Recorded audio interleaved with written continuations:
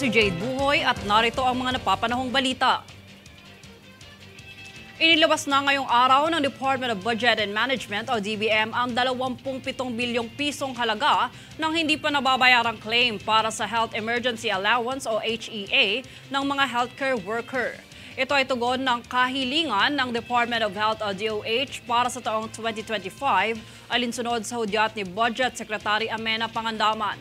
Sakop ng pondong ito ang mga hindi nabayarang HEA at higit 4,000 COVID-19 sickness at death compensation claims ng mga kalipikadong healthcare at non-healthcare workers.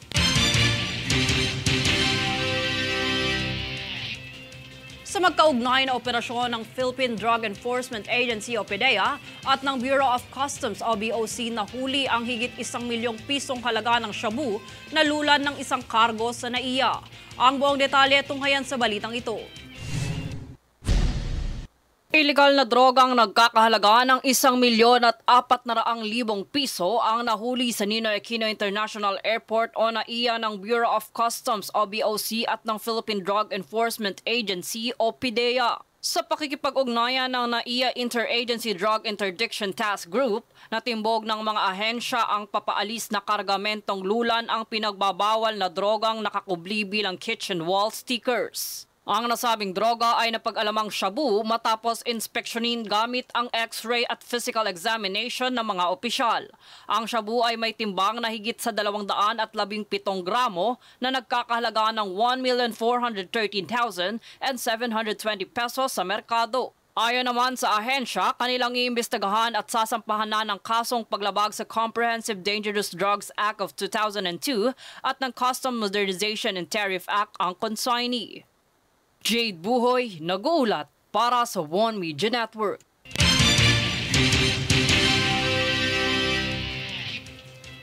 Mas pinadali na ang pagkuha ng Overseas Filipino Worker o OFWs para sa mga kababayan nating nais kumuha ng information sheet. Ito ay sa pamamagitan ng DMW OFW Records Online Appointment System kung saan hassle-free na ang magpa-appointment dahil pwede na ito sa kanilang website. Bisitahin lamang ang link na nakatala sa inyong mga TV screen, mag-log-in gamit ang appointment reference number o kaya naman ay mag-register para sa transaksyon.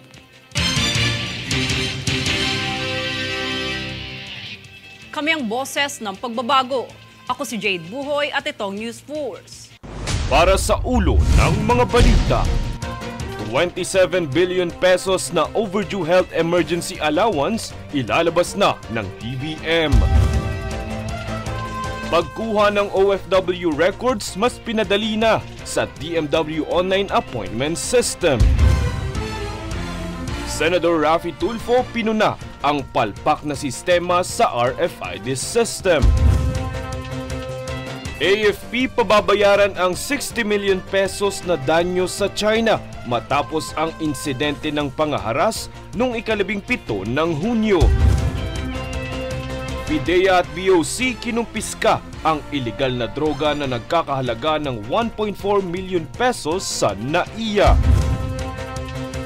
Pilipinas versus Brazil magtutuo sa semis. Gilas nakabawi sa 2-point loss sa Georgia. Patas at pantay na balita, komprehensibong ulat para sa pulso ng masa. Ito ang News Force.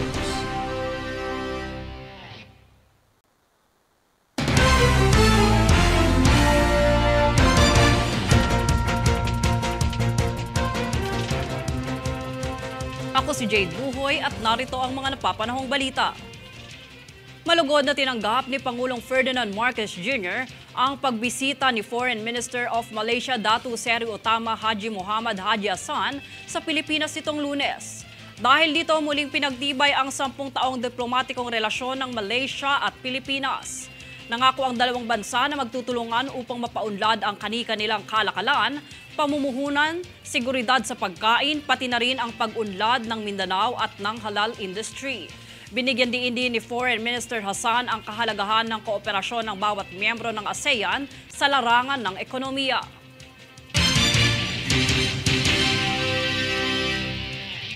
Sa ilalim ng 2025 budget ay layon na palakasin ang mga social protection program para sa mas pinalawak na paghahatid ng serbisyo. Ang detalye tunghayan mula kay Danizo Lopez. Matapos aprubahan ni Pangulong Ferdinand Bongbong Marcos Jr. na mapabilang ang Social Protection Program sa isa sa mga prioridad sa 2025 National Expenditure Program, ay siniguro ng Department of Social Welfare and Development o DSWD na mas paiigtingin pa nito ang mga programa para sa masa upang mas maging malawak pa ang sakop ng mga matutulungan nito. Pagbabahagi ng DSWD, isa sa prioridad ng Pangulo ay ang malaanan ng mataas na pondo ang Social Protection Program sa taong 2025. Kabilang narito ang paglalaan sa Pantawid Pamilyang Pilipino Program o 4Ps at paglulunsad ng Interoperable Social Registries na layong maipamahagi ang tulong pinansyal ng agaran sa mas pinadali na paraan.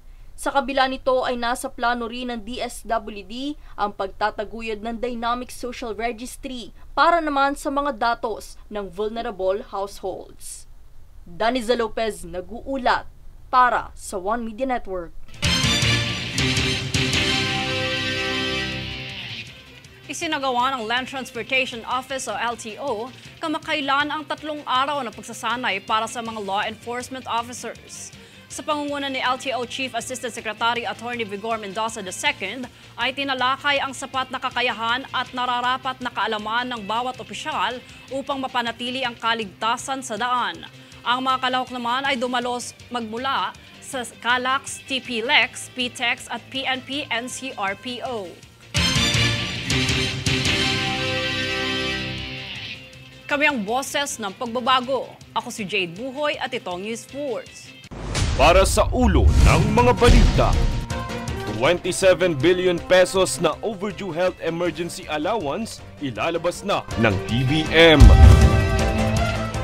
Pagkuha ng OFW records mas pinadali na sa DMW Online Appointment System.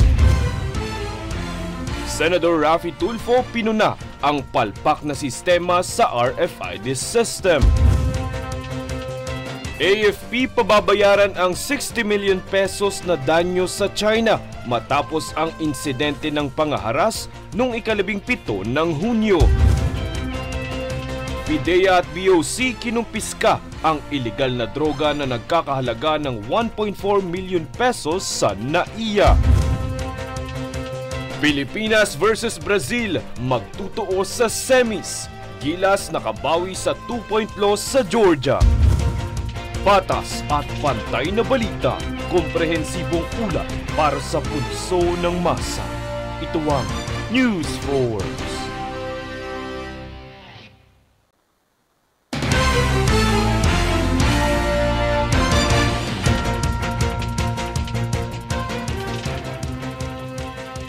Ako si Jade Buhoy at narito ang mga napapanahong balita. Inaprubahan na ng Bureau of Immigration o BI ang online application ng Special Study Permit o SSP bilang bahagi ng kanilang programa sa modernisasyon. Ang SSP ay para sa mga dayuhang mag-aaral na mag-e-enroll sa mga short courses na hindi tatagal ng 1 taon. Maaaring tumungo sa website ng BI para sa application nito upang mabilis na maproseso ang dokumento.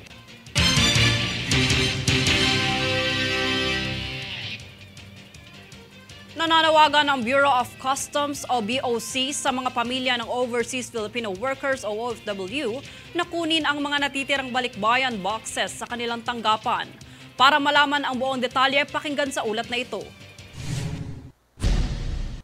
Tambak ang 274 na balikbayan box sa kustodiya ng Bureau of Customs o BOC na mula sa mga Overseas Filipino Workers o OFWs. Dahil dito nananawagan ang BOC sa mga pamilya o tatanggap nito na kunin sa kanilang lokasyon ang mga naiwang balikbayan boxes. Ang mga balikbayan boxes ay maaaring maklaim kung kayo ang tagapagtanggap ng mga bill of lading numbers na siyang nakatala sa inyong telebisyon. Ayon sa ahensya, madalas sa mga ito ay mula sa Mediacom Express Cargo at Pinoy Network Cargo WLL na mula sa Kuwait na naipadala noong 12 pa ng Pebrero taong 2023.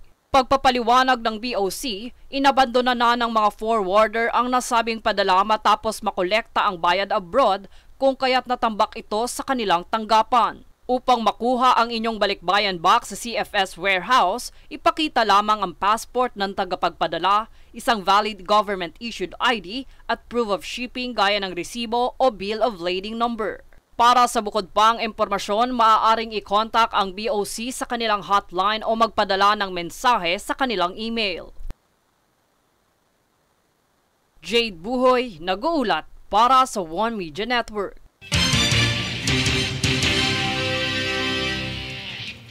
Dahil sa maganda at maayos na pamamahala, ay ginawaran nitong kamakailan ng Civil Service Commission o CSC ang Metropolitan Manila Development Authority o MMDA ng Bronze Award Program to Institutionalize Meritocracy and Excellence in Human Resource Management o PRIME HRM.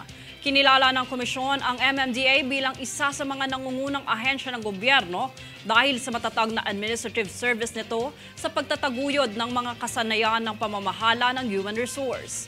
Ang Bronze Award ay ginawad sa mga ahensya na inaabot ng Prime HRM Level 2 Maturity Indicators pagdating sa proseso, kasanayan at kakayahan ng human resource nito, kabilang na ang pamamahala at pagpapatupad ng HR management system na nanaayon sa pamantayan ng CSC.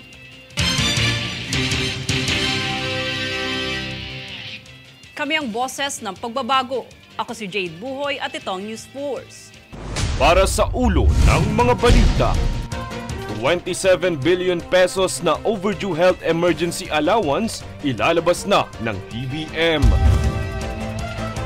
Pagkuha ng OFW records mas pinadali na sa DMW Online Appointment System.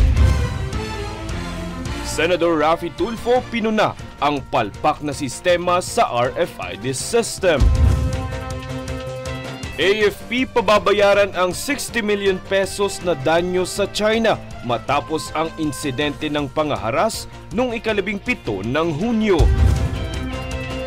PIDEA at BOC kinumpiska ang iligal na droga na nagkakahalaga ng 1.4 million pesos sa NAIA. Pilipinas versus Brazil magtutuo sa semis. Gilas nakabawi sa 2-point loss sa Georgia. Patas at pantay na balita, komprehensibong ulat para sa pulso ng masa. Ito ang News 4.